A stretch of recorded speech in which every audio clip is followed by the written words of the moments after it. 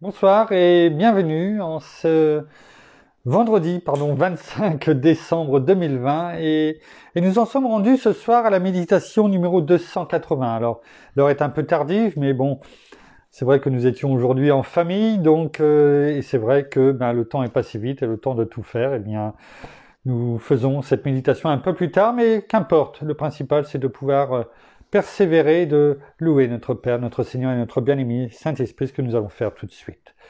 Père, dans le nom de Jésus, bien-aimé Saint-Esprit, nous te remercions. Nous te remercions pour nous, mais aussi pour chacun de nos frères et sœurs qui nous écoutent ou qui vont nous écouter pour cette journée que tu nous as permis de passer en famille avec nos proches. Et c'est une grâce, c'est une bénédiction que tu nous donnes.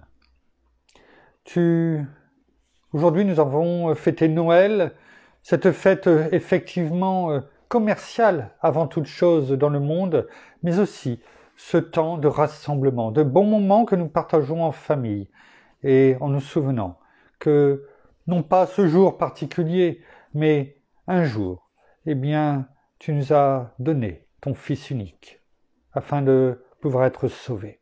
Alors, merci pour cet acte d'amour que tu as fait pour chacun d'entre nous. Ne l'oublions pas, c'est cela le plus important, ce qui nous a permis aujourd'hui, de nous réunir. Car c'est toi qui nous as créés, c'est toi qui nous as façonnés. Et nous te demandons encore ce soir de le faire au travers de cette méditation de ta parole, afin que nous grandissions. Ouais, merci. Amen. Nous en sommes arrivés ce soir à la méditation, je ne sais plus si je vous l'ai dit, 280, dans le livre Les psaumes des temps modernes de notre ami pasteur Jean-François Denis. Et le titre de ce soir, Dieu est ce rocher, cette fondation solide qui jamais ne sera ébranlée. Ce à quoi aujourd'hui on croit sera assurément un jour éprouvé dans notre parcours, croyez-moi. Car sur le chemin de notre vie, tôt ou tard, nous rencontrons d'innombrables défis. Et c'est bien ainsi, car c'est dans ces moments bien précis que ce en quoi nous croyons, à travers les multitudes et tribulations, à travers les multiples tribulations, prend davantage de profondeur, s'enracine de plus belle dans notre cœur, ou encore capte notre attention, pour nous conduire sur cette rue que l'on appelle l'avenue des interrogations. Là où, à cet endroit, les rêves et les croyances de tous sont agités et remis en question, pour au final, par plusieurs, être voués à l'abandon. Mon ami, quel est donc ce terrain sur lequel tu bâtis ta maison? Quel est le fondement sur lequel tu établis ta fondation? Quels sont les matériaux utilisés et peuvent-ils faire face à n'importe quelle perturbation? Quelle est l'étendue de ton soutènement? Car de lui dépendra la hauteur, la largeur, l'épaisseur et la profondeur de ton bâtiment. C'est pourquoi, avant de bâtir un legs imposant, assure-toi bien avant de la fermeté de ton soubassement. Car c'est lorsque frappe le malheur qu'est exhibé le véritable état de ton cœur. Dis-moi, quel est ton système de valeurs lorsque tout autour de toi rime avec noirceur? Quelle est l'importance de ton engagement quand la terre se remue autour de toi au rythme de ces tremblements, en dansant cette valse avec chacun de tes éléments? Il n'y a aucun changement important qui ne perdure dans le temps, si à la base, il n'est pas fondé de l'intérieur. Car c'est de l'intérieur que se bâtit la beauté extérieure. Et rien n'a d'égal à laisser le meilleur des contracteurs poser ses fondements au plus profond de notre cœur.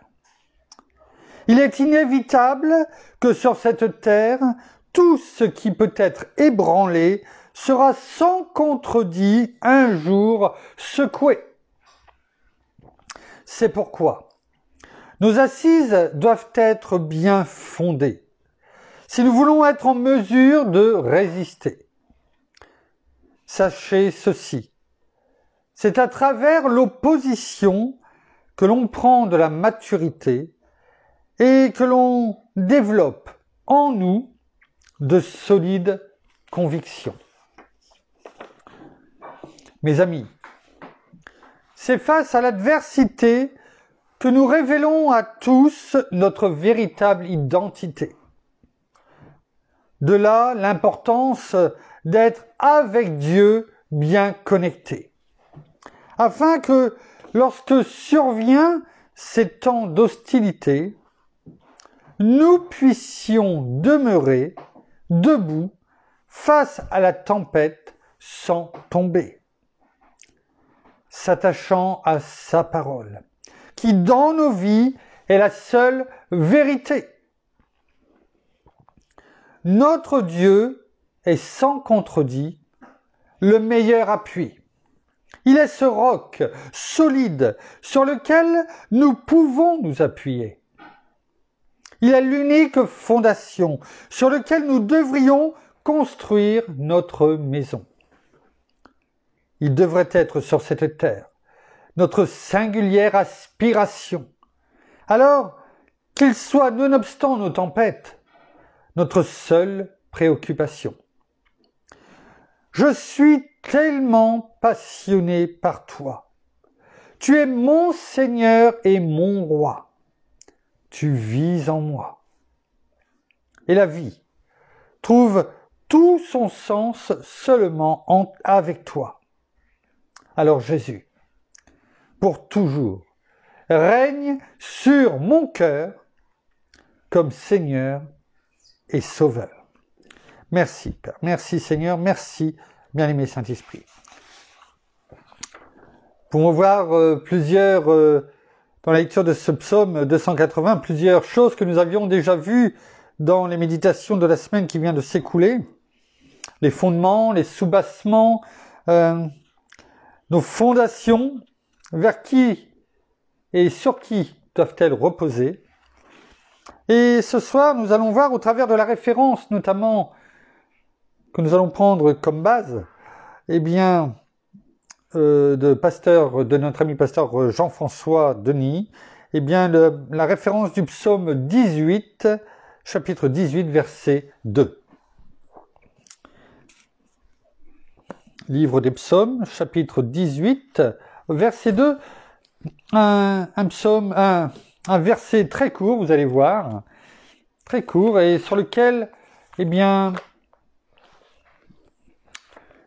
le thème de ce soir va être bâti, si je puis m'exprimer ainsi.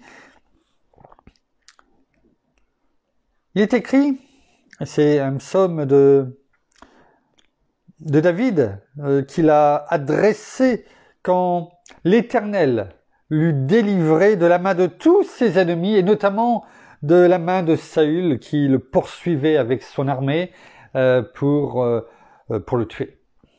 Et David dit ce verset très court. Il est écrit, il dit, « Je t'aime, Éternel, ma force. » Vous voyez, il n'est pas long ce verset. « Je t'aime, Éternel, ma force. » Et si on prend le temps, non pas seulement de le lire et de passer au verset suivant, mais de le décortiquer entre guillemets, « Je t'aime. » Comme on peut, et il l'a pas dit, je t'aime. Voilà. Non, je t'aime. Un cri du cœur. Un amour passionnelle, une bonne passion, éternelle, éternelle. Toi, mon Dieu, mon Père, nous pouvons dire nous aujourd'hui, ma force. Il était poursuivi, il devait combattre, on voulait le tuer. Il était peut-être dans le désert, enfin qu'importe, en tout cas il s'échappait. Sûrement au travers du désert, en tout cas, parce que tout autour, c'était du désert. Et il commence par dire « je t'aime ». Cette reconnaissance, ce cri du cœur avant toute chose. Non pas « donne-moi ça, apporte-moi ton secours, délivre-moi ». Non, son premier cri c'est « je t'aime ». Est-ce que quand on se lève, par exemple, quand on se réveille, on dit « merci Seigneur », mais avant toute chose, « je t'aime ». Est-ce que lorsque l'on va se coucher, on lui dit « merci Seigneur, je t'aime ». C'est pas grand-chose, vous allez me dire. Et pour notre Père, pour notre Seigneur, c'est tellement. Il voit notre cœur, et si nous le disons vraiment avec notre cœur, c'est suffisant. Et de reconnaître qu'il est notre force. Oh oui, il est notre force. Au temps de David, c'est parce qu'il avait besoin de combattre Saül et l'armée. Tous ceux qui en voulaient à sa vie pour le faire tomber. C'est différent aujourd'hui pour chacun d'entre nous, mais l'ennemi veut toujours nous faire tomber. Et il utilisera tous les moyens qu'il peut trouver pour le faire. Pour nous mettre des bâtons dans les roues, pour nous faire abandonner, nous faire tomber à notre Gethsémane, et on en aura sûrement plusieurs, de dire j'abandonne tout, j'arrête tout, c'est trop dur. Pour David aussi, il a eu des moments difficiles, et pourtant c'était le roi David, l'homme, un homme selon le cœur de Dieu. Alors, prenons tous ces exemples qui sont devant nous afin de se dire, eh bien oui, je t'aime, Éternel, ma force. Ma force. Il n'est pas écrit, et c'est la même chose, bien entendu, c'est sous-entendu, tu es ma force. Non, ma force. C'est-à-dire, le peu de choses que je peux faire, qui demandent une énergie, quelle qu'elle soit. C'est-à-dire, ne serait-ce qu'un pas. Un pas, ça demande une énergie. C'est tout le corps qui se met en branle, le cerveau, c'est tout. Ça demande de l'énergie. C'est toi, Seigneur, qui me la donne. Tout. Sans toi, je ne peux rien faire. C'est ça qu'il veut dire. Je ne suis rien.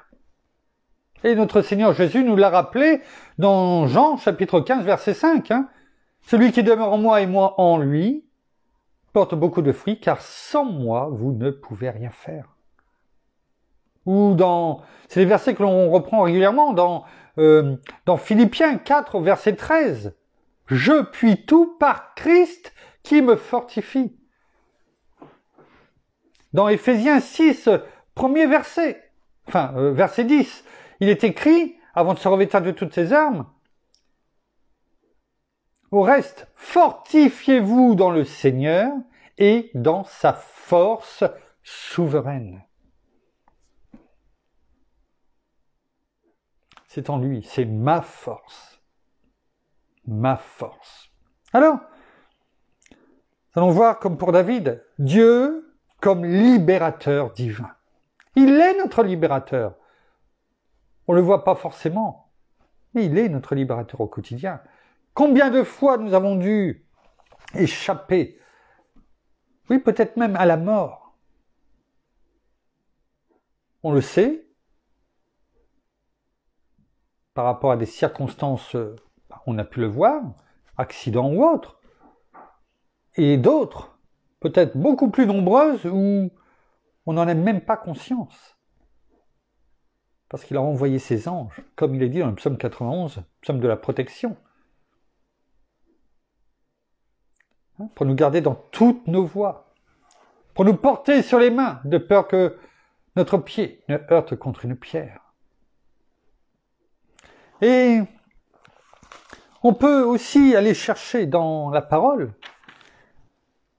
combien il est un libérateur divin. Voyons ce qui est écrit dans 1 Samuel, chapitre 17, versets 37 à 41. On va le prendre directement, parce qu'il y a quelques références. Elles ne sont pas nombreuses, parce qu'on aurait pu en prendre beaucoup, mais elles peuvent être un peu plus longues, donc je ne voudrais pas que ça s'éternise de trop. Et là, on est avec David, toujours, mais beaucoup plus petit. Et il vient apporter de l'eau et de la nourriture à ses frères qui sont dans l'armée d'Israël, et il arrive et il voit que tout le monde est effrayé, tout le monde a peur. A peur de qui? D'un homme. Quel homme? Un géant. Goliath est son nom, ce Philistin. Et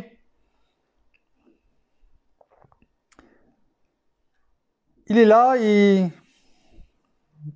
il l'entend parler, insulter le peuple d'Israël et donc Dieu, et il ne peut pas le supporter. Il ne peut pas le supporter. Et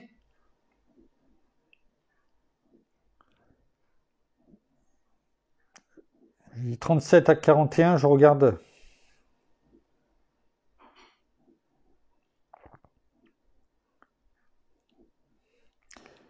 Donc il rappelle auparavant, eh bien, que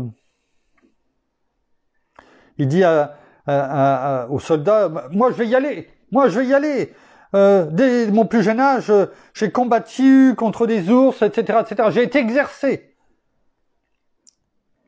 Et au verset, alors Saül lui dit, ok, allons-y. De toute façon, il n'y a personne qui voulait y aller, y compris Saül, parce que le perdant, eh bien, devait se livrer et tout abandonner au gagnant. Et donc, verset 37, il est écrit, « Le Seigneur qui m'a protégé des griffes du lion et de l'ours. » Mine de rien, c'est pas anodin, hein. Un lion, un ours. C'est pas des petites bestioles, quoi, hein. C'est pas quelques fourmis par-ci, par-là. Non, c'est quand même se battre avec un lion, avec un ours. Saura aussi me protéger des attaques de ce Philistin. Vas-y donc, répondit Saül, et que le Seigneur soit avec toi. Hein? Vas-y. Il remet tout finalement, le sort d'Israël, dans les mains d'un jeune homme. Il le connaît pas, il connaît rien de lui. La seule chose qu'il a entendue, c'est quand je gardais les moutons de mon père, eh ben, si un lion, un ours venait, etc., etc., eh ben, je le poursuivais, je le frappais et j'arrachais la victime de sa gueule. S'il se dresse contre moi, je le saisissais à la gorge, je le frappe à mort. Voilà. Un jeune berger. Et lui, vas-y, il repose tout finalement. Et ça l'arrange peut-être bien, mais il repose tout. Comment dirais-je là, tout Israël va reposer, la dynastie d'Israël, le royaume d'Israël, repose sur un jeune homme qu'il ne connaît même pas. Alors, qu'est-ce qu'il fait Saül? Peut-être pour se donner bonne conscience à lui, et eh bien, il lui prête tout son équipement militaire. Saül prêta son équipement militaire à David. Il lui mit son casque de bronze sur la tête et le revêtit de sa cuirasse. David fixa encore l'épée de Saül par-dessus la cuirasse. Puis il essaya d'avancer, mais il en fut incapable, car il n'était pas entraîné. Imaginez, Saül qui était, on l'a dit dans la parole, grand, beau, costaud, et David qui, bien sûr, n'était pas du même âge, eh bien, il devait être plus chétif, pas habitué. Et il lui met tout son équipement, bien sûr, qui ne devait pas être à sa taille, qui devait le rendre gauche, et il le dit, car je n'étais pas entraîné. Pourquoi? Parce que Dieu l'avait entraîné à autre chose. Il l'avait entraîné à combattre contre des lions, contre des ours, des animaux sauvages, mais sans armure. Avec simplement, eh bien, quelques armes faites de bois, de lanières. Il l'avait entraîné différemment. Alors, qu'est-ce qu'il a fait? Qu'est-ce qu'a fait David? Alors, il déclara qu'il ne pouvait pas marcher avec cet équipement sans entraînement et il s'en débarrassa. Est-ce que nous reconnaissons quelquefois que nous ne pouvons pas avancer avec l'équipement qui est le nôtre parce que nous n'avons pas été entraînés par Dieu? Est-ce que l'on dit on s'en débarrasse et on compte simplement sur ce pourquoi notre Père nous a façonnés, nous a entraînés? Pourtant, c'est ce que David a fait. C'est ce que, à mon avis, nous devons faire. Il prit son bâton et alla choisir 5 pierres bien lisses au bord du torrent. Il les mit dans son sac de berger, sa besace, puis, la fronde à la main, il se dirigea vers Goliath. Des armes qui, si on avait été à la place des soldats, peut-être même de Saül, on aurait peut-être réagi comme eux, on aurait rigolé, ou on aurait été effrayé du peu d'armes que prenait David pour aller combattre, celui que personne ne voulait combattre. Ce guerrier avec tant de victoires. Que des victoires, bien entendu. Alors, la parole nous dit finalement au travers de cela, eh bien, oui, peut-être que quelquefois ça ne sera pas grand-chose, mais avec ce que je te donnerai, eh bien, ce sera suffisant, parce que, eh bien, c'est moi qui combats pour toi. De son côté, Goliath, précédé de son porteur, il avait en plus un porteur de bouclier, s'approchait de plus en plus de David. Il examina David et n'eut que du mépris pour lui, car David, jeune encore, avait le teint clair, etc., etc. Il avait un porteur. Un porteur qui lui portait son bouclier, c'est ce qui est écrit. Ouais. David, lui, n'avait pas de bouclier. Il n'avait pas quelqu'un pour porter donc ce bouclier qu'il n'avait même pas. Mais il savait une chose, ça c'est sûr, c'est que ce bouclier, il l'avait avec lui, en lui, et il le portait déjà. Dieu était sa protection. Ouais. Il répondit, « Tu viens contre moi avec une épée, une lance et un sabre. Moi, je viens armé d'une fronde avec 5 pierres. Non, je viens armé du nom du Seigneur de l'univers, le Dieu des troupes d'Israël que tu as insulté. Ouais. Et aujourd'hui même, le Seigneur te livrera en mon pouvoir. » C'est ce qui s'est passé. Il savait que l'Éternel était sa force. Et il l'a dit, continue à le dire tout au long de son règne. Et il l'a déclaré, proclamé, eh bien qu'aujourd'hui même, il aurait la victoire. Et nous savons que par notre Seigneur Jésus, nous sommes plus que victorieux. Mais David avait déjà cette conviction, bien avant que notre Seigneur, eh bien, soit là. Bien avant. Plus de 1000 ans avant. Cette fois, il l'avait. Il savait. Notre bien-aimé Saint-Esprit le conduisait déjà, parce qu'il avait été oint. Nous ne l'oublions pas, il avait été choisi déjà comme roi auparavant, avant de venir. Il était oint. Et à cette époque, dans l'Ancien Testament, ceux qui étaient oints de l'Esprit étaient les prophètes, les rois, le souverain sacrificateur. C'était pas nombreux. Ils savaient. Et nous, en tant qu'enfants de Dieu, nous sommes moins. Même beaucoup plus que cela. L'Esprit de Dieu est en nous. Notre Seigneur nous l'a donné. Notre Père au nom de notre Seigneur Jésus. Notre Seigneur Jésus est venu afin que nous recevions aussi, outre la parole, outre son exemple, mais aussi notre bien-aimé Saint-Esprit, pour tous ceux qui le reconnaissaient comme Seigneur et Sauveur de notre vie. Nous ne sommes pas des David, nous sommes des hommes, des femmes, nous sommes des enfants de Dieu, mais nous n'avons pas moins que David.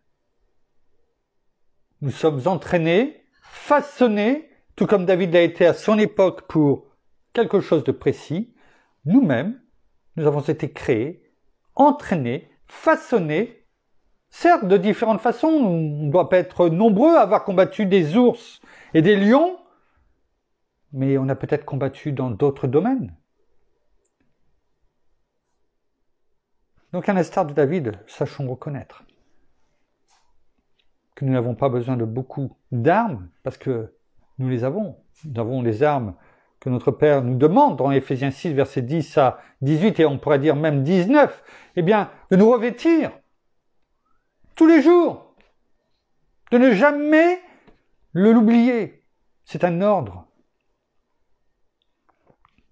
Et d'aller avec la force qui est la nôtre, c'est la force souveraine de notre Seigneur, et que notre Père, l'Éternel des armées, eh bien, combat pour nous. Ne jamais oublier qui est notre libérateur divin. Dans 2 Samuel chapitre 22, 2 Samuel, chapitre 22, verset 2. 2 Samuel, chapitre 22, verset 2. David avait pris l'habitude de remercier Dieu après toutes les victoires. Et là, notamment après, cette victoire et d'avoir, une fois de plus, d'avoir été délivré de ses ennemis, David a crié une fois de plus, le Seigneur est pour moi, un roc, un refuge où je suis en sécurité. Est-il notre roc, notre refuge, notre sécurité? Chaque jour de notre vie, que le ciel soit beau, que le ciel soit menaçant dans nos vies, qu'importe, à partir du moment où notre maison est construite sur de bonnes fondations. Je parle de la maison physique. Si on le sait, il y a du vent dehors, il y a de la pluie, il peut y avoir des tempêtes plus violentes. On prie, certes, mais on n'imagine même pas que la maison elle va partir. Parce qu'on sait que nos fondations sont solides. C'est la même chose. Toute proportion gardée avec notre Père. On sait que nos fondations sont bonnes. Que notre Père, comme il l'a toujours fait, combat pour nous. Que notre Seigneur est notre refuge, notre roc, notre sécurité. Alors, quand la tempête spirituelle ou physique, qu'importe, vient dans nos vies, quelle qu'elle soit, cela ne change rien. Nos fondations, si elles sont toujours les mêmes, elles nous permettent de tenir debout, de tenir ferme et d'avancer. Pourquoi changer sa façon de voir les choses? Pourquoi passer d'une foi que l'on dit, et que l'on prie en tout cas en ce qui me concerne avec mon épouse, la foi d'Abraham, celle qui lui a été comptée comme justice, celle pour laquelle il a été béni en toutes choses pour 1000 générations, celle pour laquelle il a été appelé mon ami, que Dieu l'a appelé mon ami. C'est cette foi-là que nous avons. Nous sommes de cette génération. Alors nous n'avons pas douté et à remettre en question, comme certains politiciens le font et depuis bien longtemps, et quels que soient les horizons politiques, eh bien, ils tournent leur veste en fonction du vent. Non, nous ne sommes pas de cette race. On ne Nous ne sommes pas des girouettes. On ne tourne pas en fonction du vent. Pourquoi? Parce que c'est pas au vent que l'on regarde. C'est à Dieu. C'est à notre Seigneur. C'est à notre bien-aimé Saint-Esprit. Nos yeux sont rivés vers notre Seigneur et c'est cela qui nous permet de ne pas nous enfoncer comme Pierre s'est enfoncé en marchant sur l'eau et en allant vers notre Seigneur. Parce qu'il a regardé aux éléments, pas nous. Pas parce que nous sommes meilleurs, mais parce que nous avons cette certitude, cette foi qu'il est notre roc, notre rocher, notre sécurité, notre forteresse. Dans Ésaïe,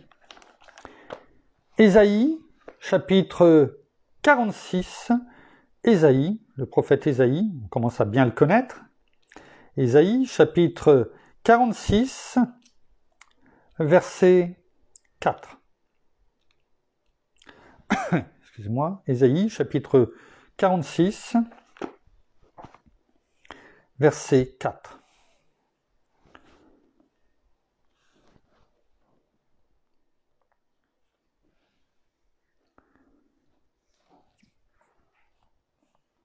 Il est écrit: la parole de l'Éternel, c'est une parole formidable, celle-ci. Regardez ce qui est écrit.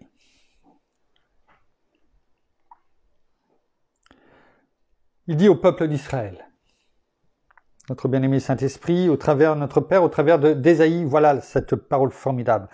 Et cette confiance que nous avons. Il est notre libérateur divin. Il nous aime tellement. Je resterai le même jusqu'à votre vieillesse. Je vous soutiendrai jusqu'à vos cheveux blancs. C'est moi qui vous ai fait. C'est moi qui vous porterai. Oui, je me chargerai de vous et je vous sauverai. Il l'a fait avec David.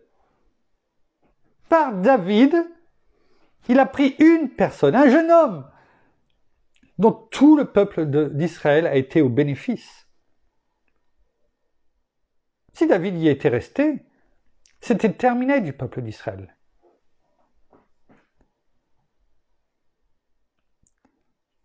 Il est notre libérateur divin. Quand il dit quelque chose, la chose arrive. Et il nous le dit. On a une promesse formidable qui a traversé les temps. Les cieux et la terre passeront, mais ma parole ne passera pas. Je la redis, elle est tellement belle. Je resterai le même jusqu'à votre vieillesse. Je vous soutiendrai jusqu'à vos cheveux blancs.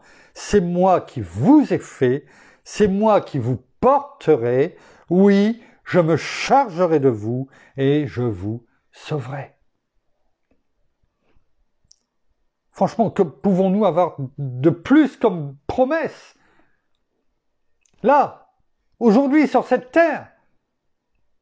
Et notre salut est bien au-delà.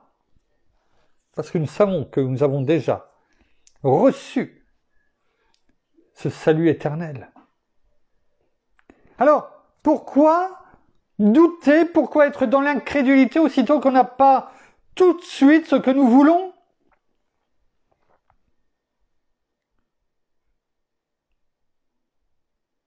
On a déjà pris cet exemple. Lorsqu'un enfant attend son cadeau parce que c'est Noël, eh bien, même si on lui en a parlé, ou même si il sait que depuis plusieurs mois qu'on lui a dit, tu auras ça, eh bien, il le sait, il l'attend. Il sait que le jour de Noël, il va l'avoir. Il te fait confiance. Il fait confiance à ses parents. Il sait que ses parents vont pas... Ils lui ont dit, tu l'auras.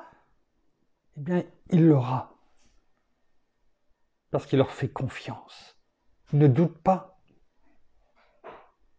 Et nous, aussitôt que ça souffle un petit peu, eh bien, on se laisse. Ouais.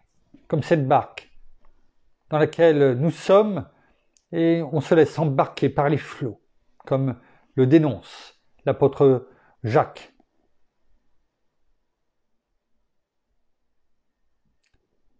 Non. Nous devons être comme ce que nous avons pu voir avec David et avec bien d'autres. C'est avec David. Voyons maintenant ce que la parole nous dit dans Jérémie. Jérémie, chapitre 1er. Vous savez, Jérémie, il était surnommé, on l'a déjà dit, le prophète qui pleure. Il était jeune quand il a été appelé. Et quelque part, il n'avait rien demandé. Mais Dieu l'a saisi. Il a dit, tu vas aller proclamer les choses. Mais non, je ne veux pas. C'est trop dur ce que tu me demandes. Ces paroles sont trop dures. Prophétiser contre Jérusalem, qu'ils allaient être détruits, qu'ils allaient être déportés, qu'ils allaient être tués et qu'il ne resterait pas grand-chose, que tout serait détruit. Si on vous demandait d'aller déclarer et prophétiser cela aujourd'hui dans votre village ou dans votre ville, on vous prendrait pour un fou et on vous enfermerait. C'est peut-être qu'il avait peur de cela, peut-être. En tout cas, il ne voulait pas, peut-être parce que c'était trop dur, et pourtant il y a fait.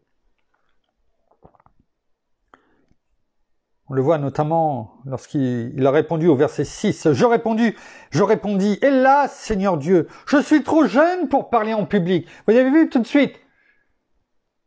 On cherche des excuses. Et pourtant, on sait qui est notre Père. Il combat pour nous, il nous l'a dit. Personnellement ou dans la parole. Et ce qu'il dit, il le fait, il l'accomplit, on le sait. Mais on cherche toujours des excuses. Oh, on aime bien cette délivrance, mais si on peut éviter de faire les choses. Tout comme Moïse, qui a cherché de tuer des excuses. Et le Seigneur, l'Éternel, lui a répondu. Mais le Seigneur me répliqua, ne dis pas que tu es trop jeune. Il n'y a pas d'âge pour Dieu. Quand il dit tu fais cela, tu le fais. Ne dis pas que tu es trop jeune. Tu iras trouver tous ceux vers qui je t'enverrai et tu leur diras tout ce que je t'ordonnerai. Mais toujours cette parole qui soutient. N'aie pas peur d'eux, car je suis avec toi pour te délivrer. Il le dit clairement, je suis ton libérateur, je viendrai à ton secours. Et même s'ils essayent de faire quelque chose, je serai là, car je suis toujours avec toi finalement.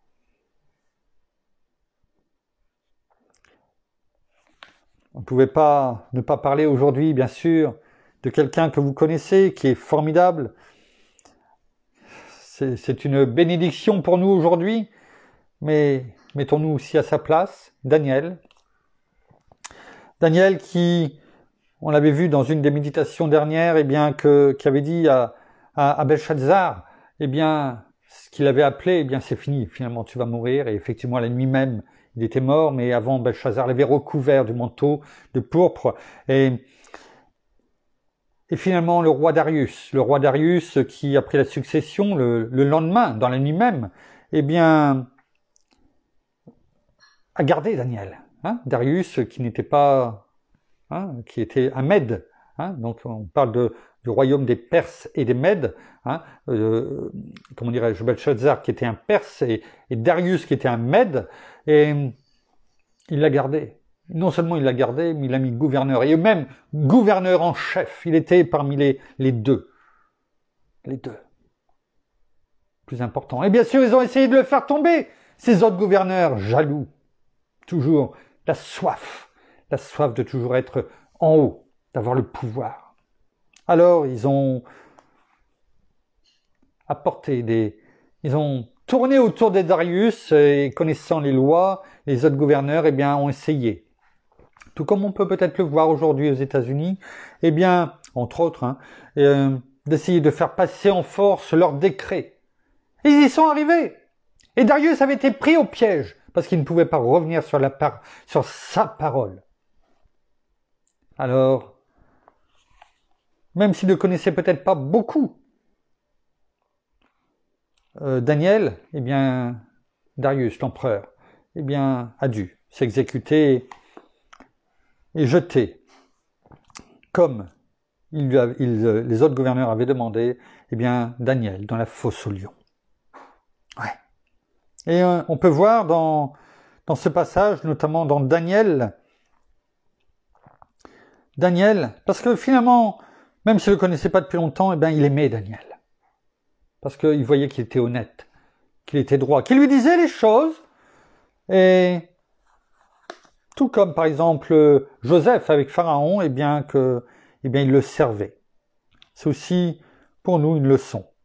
Une leçon. Donc, Daniel, chapitre 6, au verset 28, il est écrit: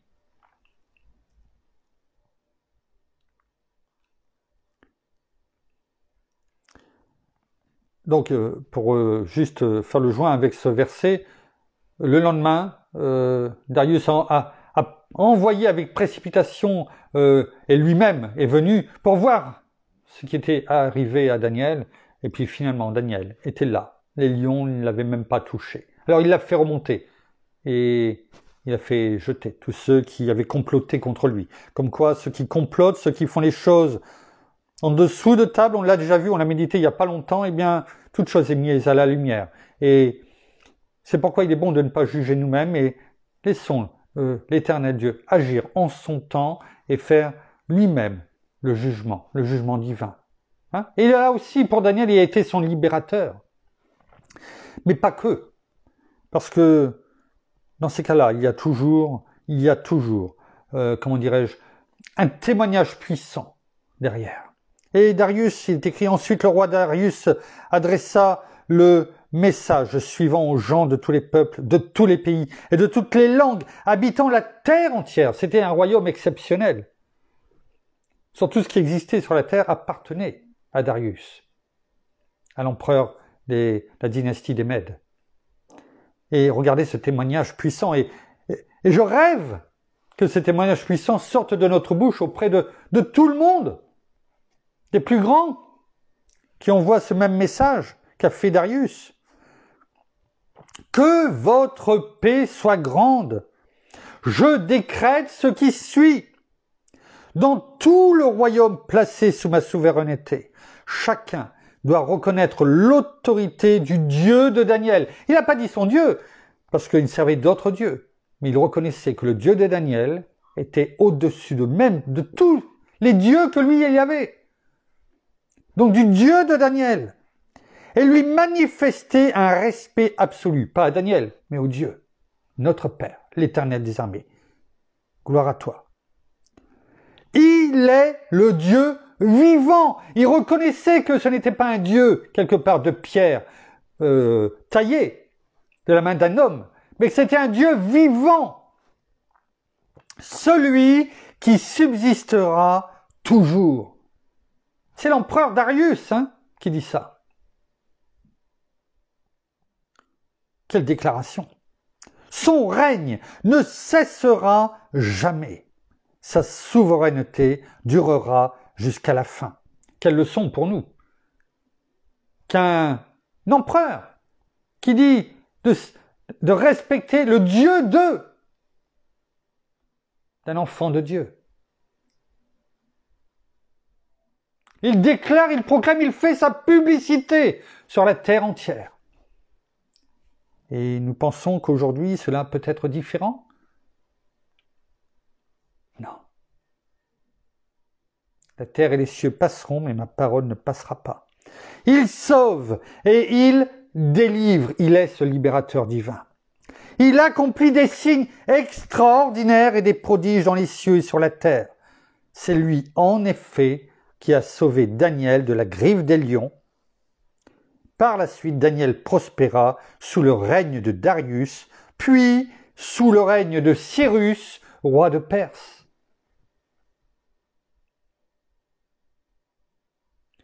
Non seulement un témoignage puissant, libéré, délivré, témoignage puissant sur toute la terre, et bénédiction pour Daniel qui avait tenu ferme.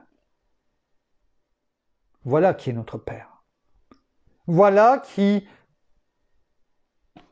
comment l'Éternel des armées combat pour nous.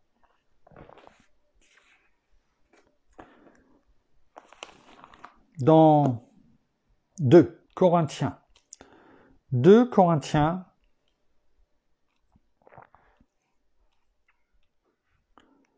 chapitre 1er, versets 9 et 10.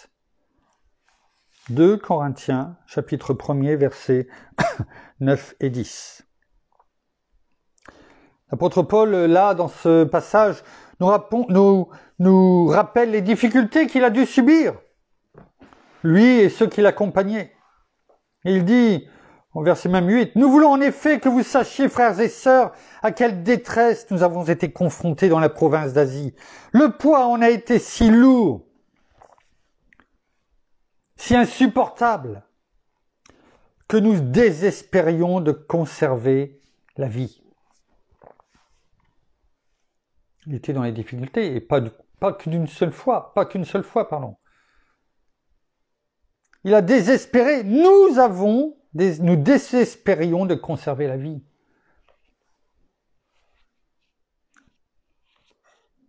Nous avions l'impression que la peine de mort avait été décidée contre nous. Avons-nous déjà vécu cela? Je ne sais pas, c'est une question. Sa réponse, cependant, il en fut ainsi pour que nous apprenions à ne pas placer notre confiance en nous-mêmes, nos propres forces. Oh, souvent, là, dans ces cas-là, on cherche la solution de dernière minute qui va nous sauver.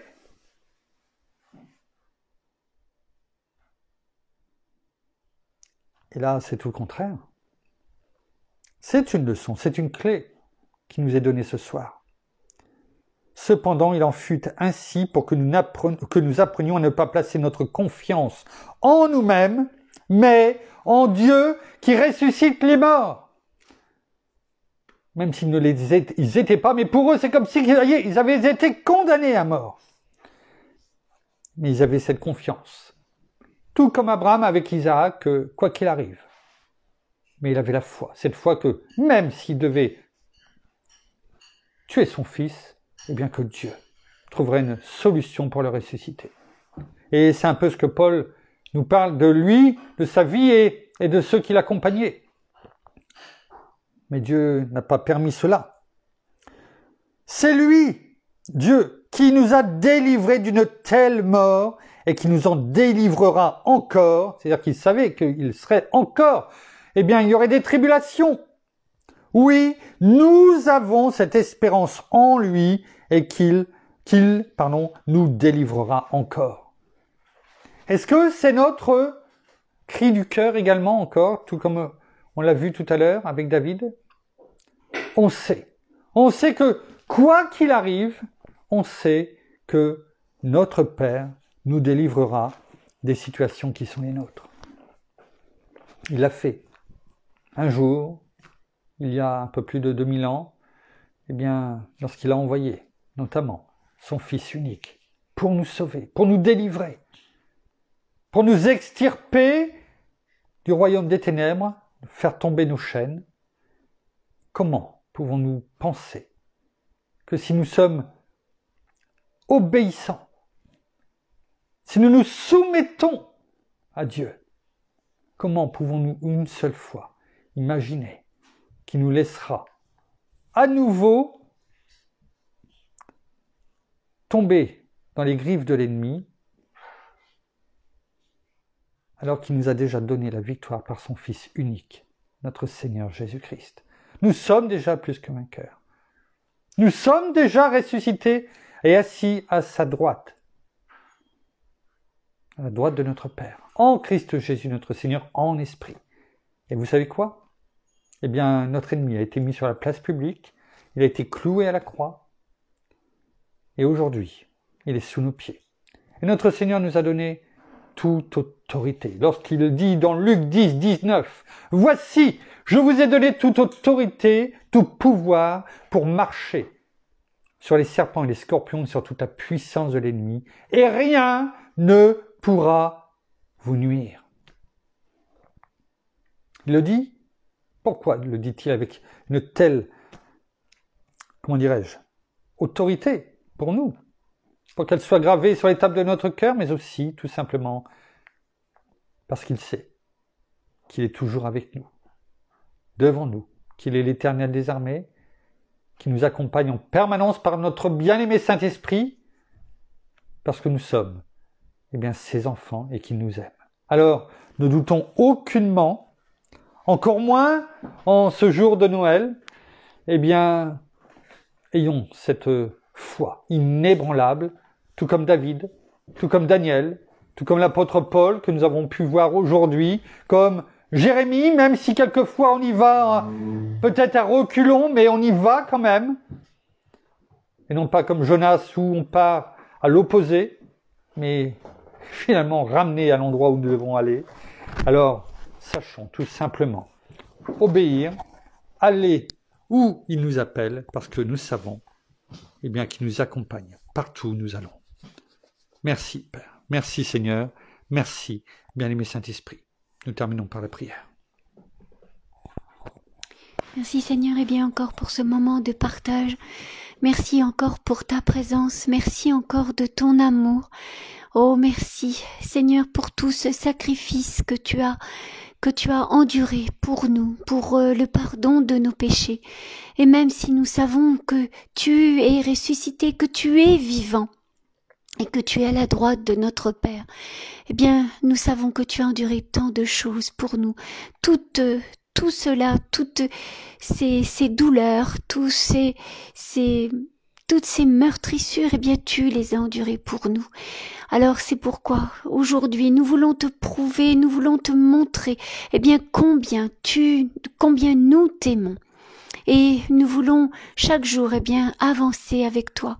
Chaque jour, nous voulons être avec toi. Alors merci pour ta présence parce que nous savons que tu es notre roc, tu es notre forteresse.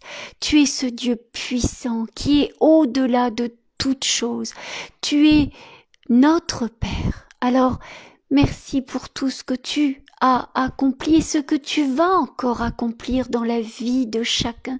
Merci parce que nous savons que nous pouvons nous tourner vers toi à n'importe quel moment, dans n'importe quelle situation, que tu es notre espérance et que ta parole est toute vérité, que nous pouvons nous appuyer dessus parce que elle est vérité, que tu n'es pas un homme pour mentir, ni un fils d'homme pour te repentir.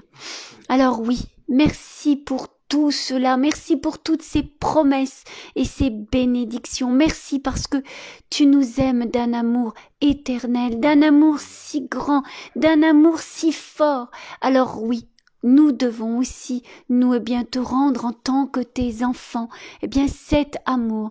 Je ne sais s'il sera aussi grand et aussi puissant que le tien, aussi puissant que toi, ce que tu nous aimes. Mais ce que je veux, surtout encore ce soir, c'est tout simplement, comme beaucoup de nos frères et sœurs, comme beaucoup de nos bien-aimés, tout simplement te dire, je t'aime, Jésus, je t'aime, Père, je t'aime, bien-aimé Saint-Esprit, et aujourd'hui, demain et éternellement. Et quelle joie, vraiment quelle joie de pouvoir être appelé ton enfant, dans le nom de Jésus. Amen. Merci. Voilà, ainsi s'achève cette méditation ce jour de Noël, du 25 décembre. J'espère en tout cas que chacun a reçu ce qu'il doit recevoir et que vraiment nous ferons honneur à ce qu'il a fait en tout cas pour nous.